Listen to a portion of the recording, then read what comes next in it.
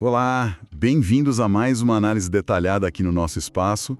Hoje a gente vai mergulhar num tema, essencial, a biossegurança, principalmente em serviços de saúde e laboratórios. Isso aí. Temos aqui um monte de material bom, normas tipo a ANR32, guias técnicos, artigos, e a ideia é, destrinchar os pontos principais. Como é que se gerencia risco nesse ambiente? E por que isso é tão vital para todo mundo? Exatamente. É um universo, bem complexo. A segurança do pessoal que trabalha lá, dos pacientes e até do meio ambiente, né, depende muito de um conjunto bem amarrado de práticas e regras. Entendi. E os perigos são, de todo tipo, biológicos, químicos, físicos, até a postura, o jeito de trabalhar e acidentes, claro. Entender como lidar com isso tudo é o nosso foco. Ótimo.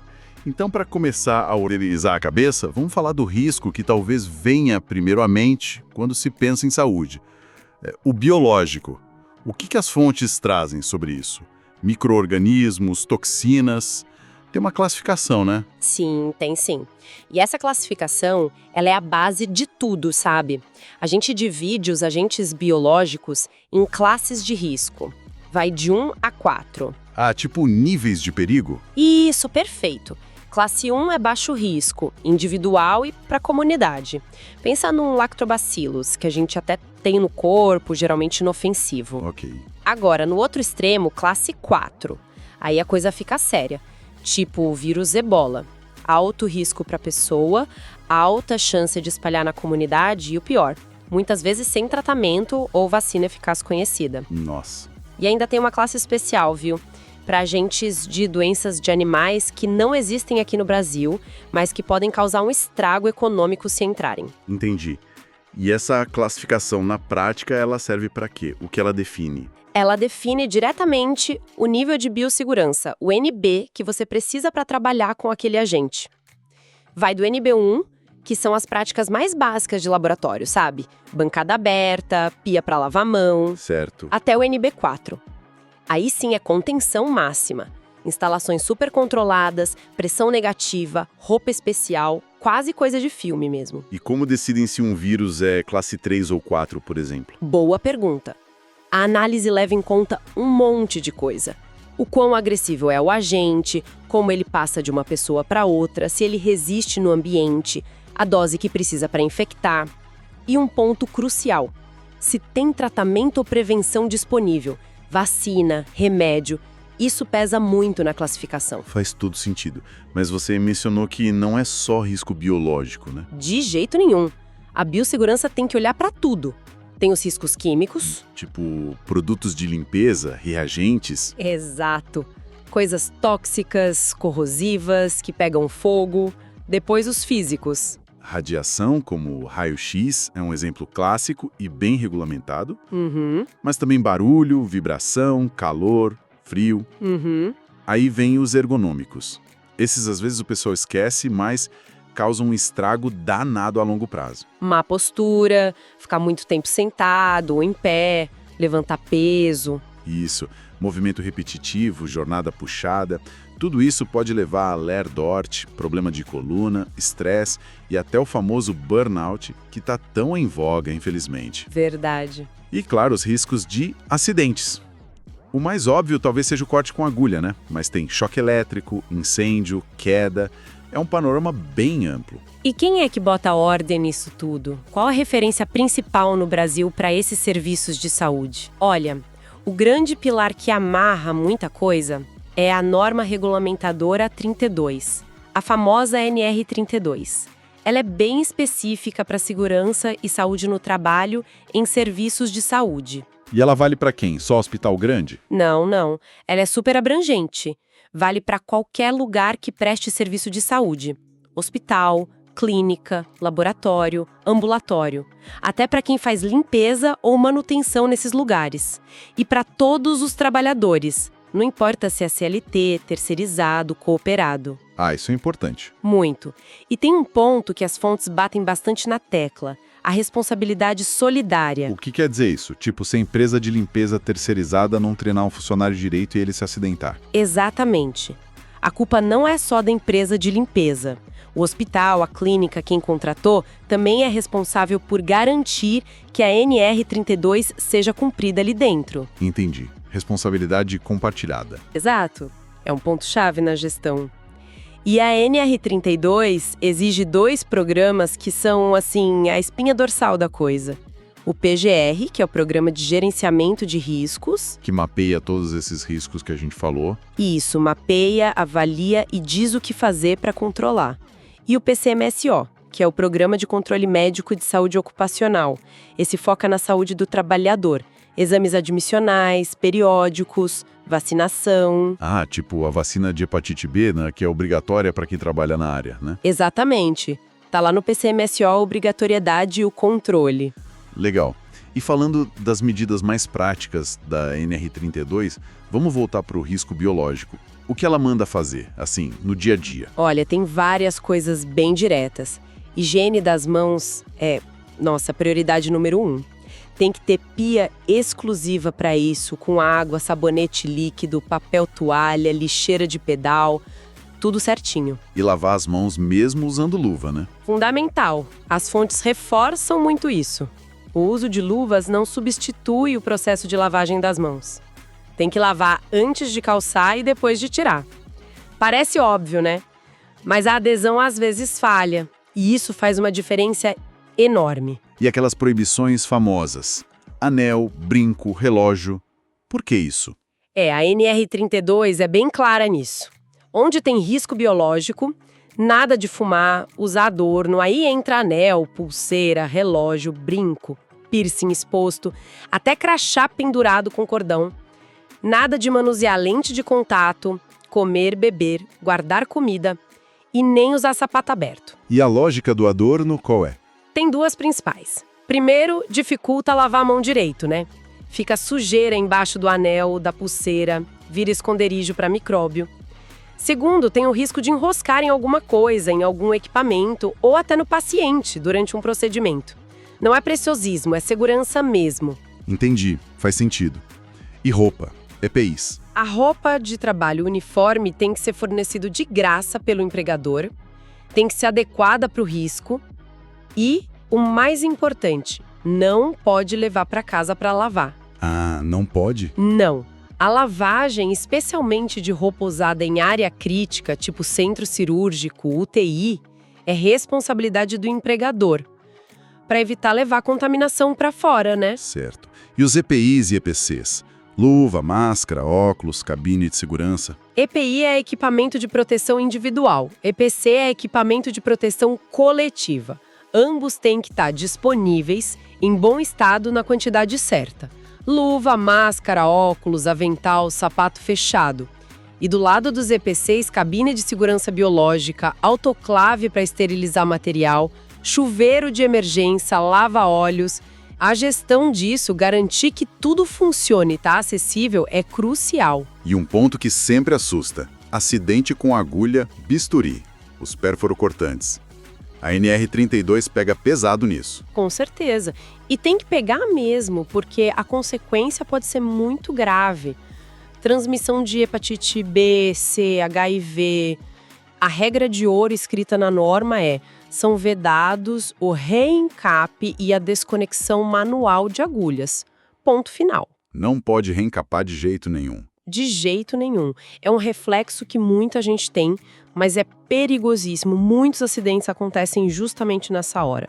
Tem que treinar para perder esse hábito. E o descarte, como faz? A responsabilidade é de quem usou. Acabou de usar, tem que descartar na hora. Nada de deixar em cima da bancada, no bolso. Direto naquela caixa amarela. Isso, naquela caixa rígida, resistente, identificada como pérfuro cortante, com símbolo de risco biológico. E essa caixa tem que estar perto de onde você usa a agulha, para não ter que ficar andando com ela na mão. E pode encher até a boca? Não, tem um limite de enchimento, geralmente marcado na própria caixa, uns 5 centímetros abaixo do bocal. Tem que respeitar para evitar que alguém se fure na hora de fechar ou transportar a caixa. Aliás, um dado interessante que as fontes trazem é que muitos acidentes ocorrem depois do uso e antes do descarte. Ou seja, naquele tempinho em que a agulha fica dando sopa. Por isso a importância do descarte imediato. E tem alguma coisa sobre usar agulhas mais seguras? Sim, a NR32 tem um anexo específico, o anexo 3, que fala sobre um plano de prevenção de acidentes com pérfuro-cortantes e incentiva o uso de materiais com dispositivo de segurança. Aquelas agulhas que retraem, que cobrem a ponta sozinhas. São mais caras, mas o custo-benefício em termos de segurança é enorme. Entendi. Falamos bastante do risco biológico, que é central. Mas vamos dar uma olhada nos outros. Produtos químicos. O que a NR32 destaca aí? A rotulagem parece importante. Vital. A regra básica é: se puder, mantenha o rótulo original do fabricante. Se você precisar manipular, diluir, transferir para outro frasco... Tipo preparar uma solução. Exato. Aí esse novo frasco tem que ter uma identificação clara.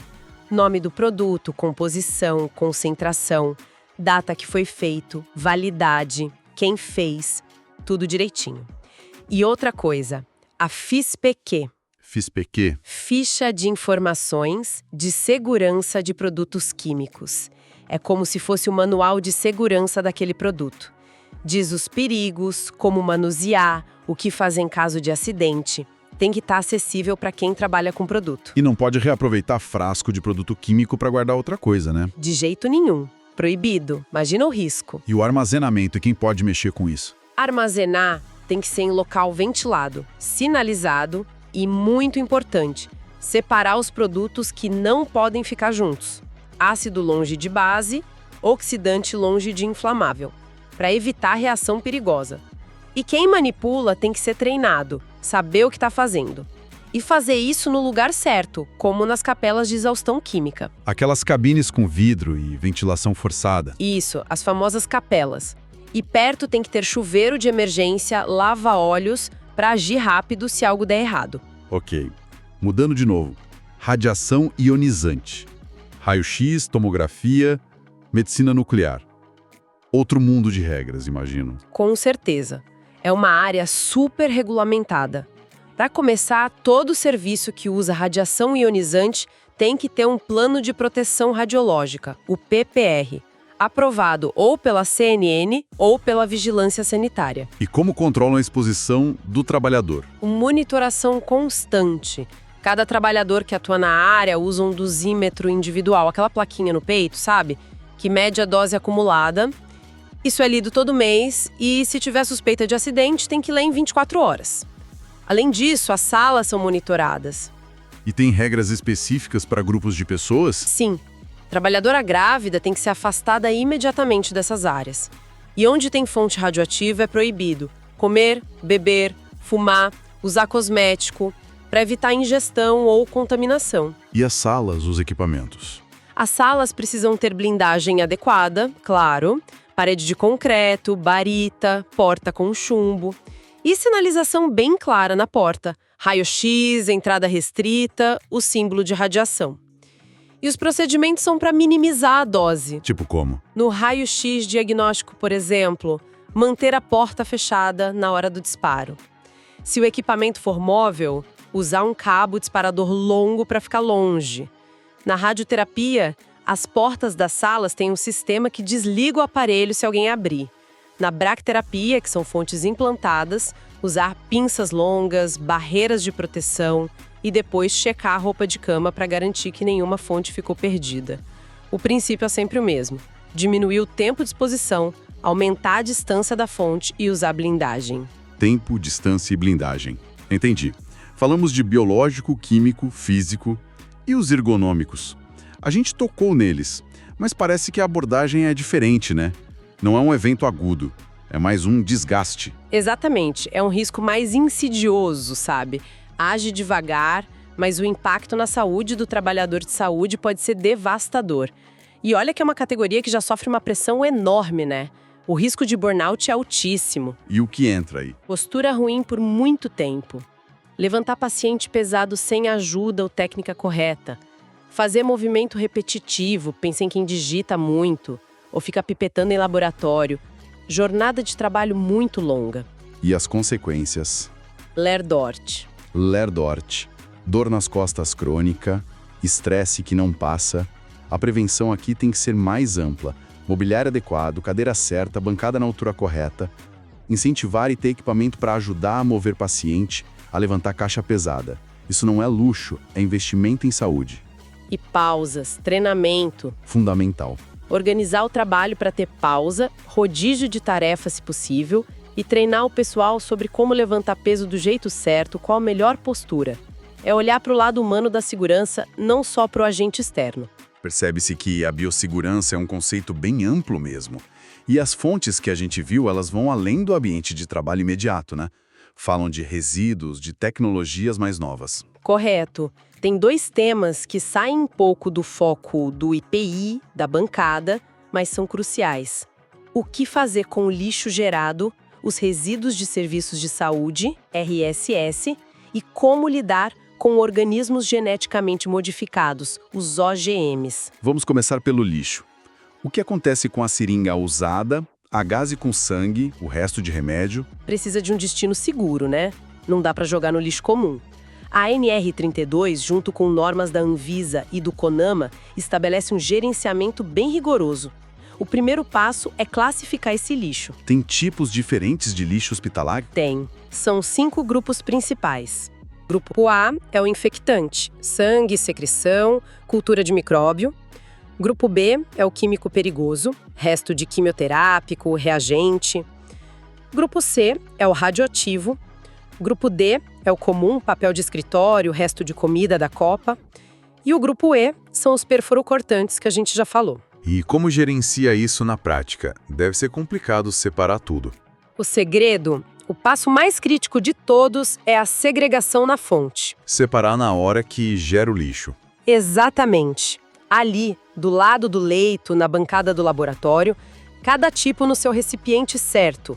Lixo comum no saco preto, infectante no saco branco leitoso, perfuro cortante na caixa amarela. Se misturam tudo, você contamina um monte de lixo que não precisaria de tratamento especial, e aí o custo ambiental e financeiro vai lá para cima. Entendi. Segregação primeiro. E depois? Depois vem o acondicionamento certo, saco cheio só até 23, caixa de pérfuro cortante bem fechada, o transporte interno seguro, sem arrastar saco no chão, de preferência em carrinho, em horário de pouco movimento, o armazenamento temporário em salas apropriadas dentro da unidade, depois um abrigo externo. Aí vem o tratamento, que varia para o tipo de resíduo, autoclave ou micro-ondas para muito do grupo A, por exemplo, e por fim a disposição final em aterro sanitário licenciado ou outro local adequado. E quem é responsável por tudo isso? A empresa que coleta o lixo? A responsabilidade final é sempre de quem gerou o resíduo. O hospital, a clínica. Mesmo que contrate uma empresa para transportar e tratar, a responsabilidade vai até o fim. Por isso a importância de rastrear esse lixo, muitas vezes com um documento chamado MTR, Manifesto de Transporte de Resíduos. Nossa, é um processo complexo mesmo. E o outro tema que você mencionou, OGMs. Isso já soa mais alta tecnologia, né? Já entra na área da biotecnologia mais avançada, embora seja uma realidade em muitos centros de pesquisa e até em algumas aplicações na saúde. OGM é um organismo geneticamente modificado. Alguém foi lá e mexeu no DNA dele usando engenharia genética. E tem lei para isso no Brasil? Tem sim, e bem específica. É a Lei de Biossegurança, número 11.105 de 2005, e tem um órgão central, a CTN-Bio, Comissão Técnica Nacional de Biossegurança, que é quem analisa os riscos, autoriza pesquisas, libera produtos. E o que essa lei proíbe, por exemplo? Ela proíbe coisas bem sérias, tipo fazer engenharia genética em células germinativa humana ou em embrião humano. Proíbe a clonagem humana. E também proíbe umas tecnologias chamadas Terminator, que fariam um OGM ser estéril, impedindo a sua reprodução. Entendi.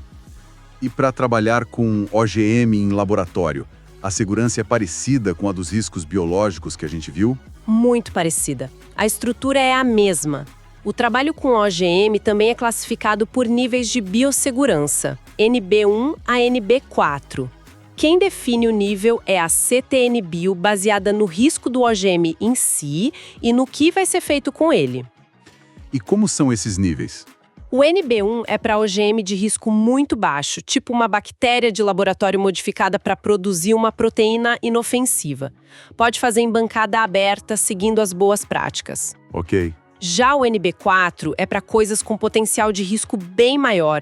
Exige instalações de contenção máxima, prédios isolados, acesso controladíssimo e o trabalho é feito dentro de cabines especiais, classe 3, que são totalmente fechadas, ou usando aquelas roupas pressurizadas, tipo de astronauta. É um controle extremo para garantir que nada escape e que ninguém se contamine. Uau, realmente uma exploração bem profunda. Deixa eu ver se eu consigo recapitular. A gente passou pela classificação dos vários riscos, biológico, químico, físico, ergonômico de acidente. Vimos o papel central da NR32 como essa norma guarda-chuva, com a ideia da responsabilidade compartilhada.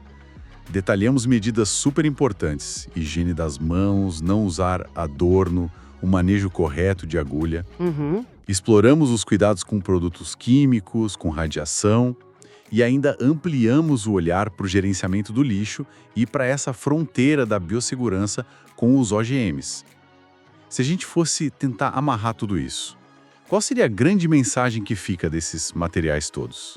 Olha, eu acho que a mensagem principal, que vai além de decorar regra por regra, é que biossegurança de verdade não é só seguir protocolo. É construir e, principalmente, manter uma cultura de segurança. Cultura de segurança, o que seria isso? É ter a consciência do risco sempre presente, sabe? Em todo mundo, da diretoria ao pessoal da limpeza. É ter treinamento que não seja só para cumprir tabela, mas que realmente mude o comportamento, é investir em infraestrutura segura e, acima de tudo, é a prática consistente, todo dia, de todo mundo. Vigilância e cuidado. Entendi. Não adianta ter a regra escrita se ela não vira hábito, né? Exato. Especialmente num ambiente como o da saúde, que está sempre mudando, com doença nova aparecendo, tecnologia nova chegando. Essa cultura de segurança precisa ser viva, adaptável. Então, no fundo, o que tudo isso significa? Significa que cada detalhezinho, lavar a mão, separar o lixo certo, usar a luva correta, checar a validade de um produto, tudo isso faz parte de uma rede. Uma rede para proteger quem trabalha ali, quem é atendido e a comunidade em volta. Não são só regras chatas, são barreiras contra danos muito reais. Perfeito. É essa a visão. E para a gente fechar essa nossa conversa, fica aqui uma reflexão, né? Pensando na velocidade com que as coisas mudam. A gente vê vírus novos surgindo, bactérias ficando super resistentes, tecnologias como edição genética tipo CRISPR ou nanotecnologia avançando muito rápido.